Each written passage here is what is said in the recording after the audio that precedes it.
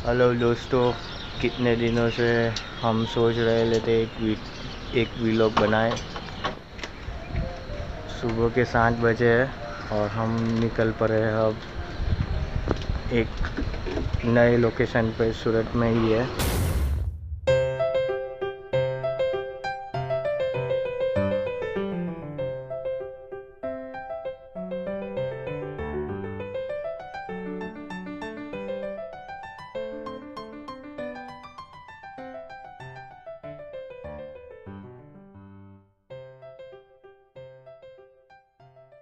ये हम गेवर लेक पहुंच गए हैं और यहाँ पे नज़ारा बहुत अच्छा है।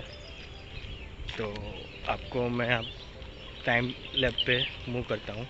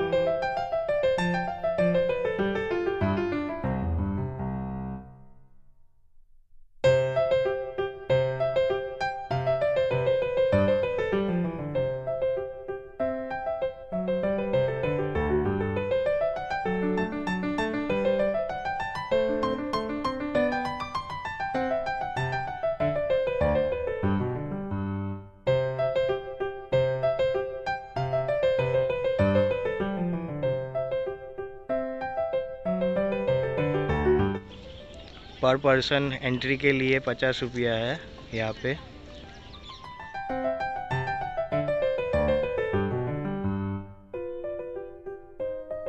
ये हमारे साथ आए हुए हैं प्रतीक लोचा वाला, वो भी वीडियोग्राफी कर रहे हैं, अपने लिए ब्लॉग बना रही है।